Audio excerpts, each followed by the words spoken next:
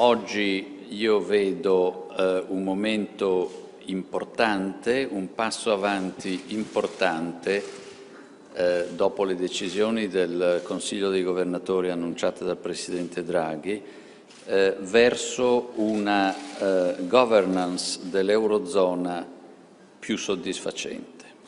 Here at the Ambrosetti Forum at the Villa d'Este on Lake Como, business leaders and politicians also welcomed Mario Draghi's latest plan. But they started the day with a relatively downbeat assessment of the economic situation, not just here in Europe, but in the US and China. Well, I don't think that the BCE has a big impact in changing the prospects of the overall macroeconomic environment. The macroeconomic environment has worsened, has softened or worsened in many places around the world.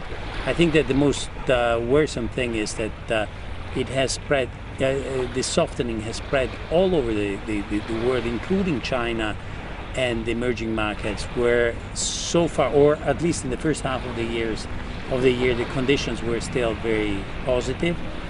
The market response suggested investors are optimistic. On Friday, the FTSE Euro First 300 was up again, having bounced strongly on Thursday after Mr Draghi's announcement. The S&P 500 also rose, reaching its highest level since May 2008. Bond yields in Italy and Spain have fallen. The yield on Spanish two-year bonds fell to a level last seen in April, and Italian two-year bond yields fell below 2.5%. If we begin to get a sense that the euro crisis is coming under control, and this is certainly part of creating that sense, it may recreate confidence. The big issue, I think, in terms of investment strategy is not the absence of capital, not the absence of resource to invest. Companies are holding back because of the uncertainties surrounding the euro and have been doing so for a considerable period of time. So by the demonstration at national level and at European level of a resolution to get this whole euro issue under control, we can re-stimulate the economy to growth.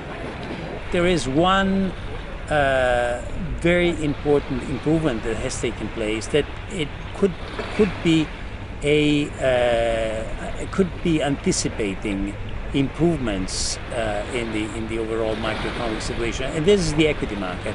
Equities have been increasing in value in the last couple of months. So I think that the financial market sentiment has changed, and I think that this is an early indicator that something may improve also in the real economy.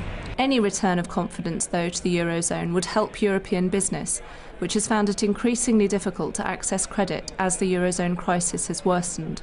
I think that per se these measures do not automatically improve access to credit, because I think there is a lot to do in the banking sector. But I think that certainly this paves the way for a better environment in credit availability to companies, which has been one of the biggest problems we have been facing in the last months, perhaps in the last 2 or 3 years.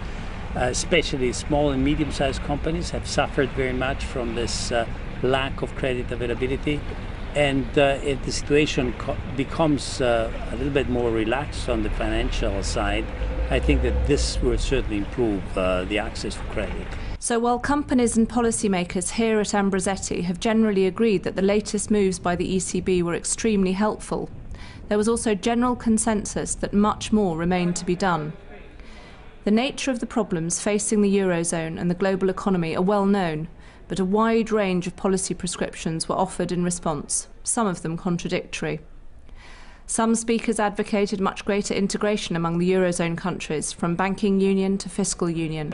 I believe that banking union is necessary. I believe that we have greater economic union is necessary, and I believe that this necessarily means greater political union. Others suggested merely ensuring that current policy was actually implemented.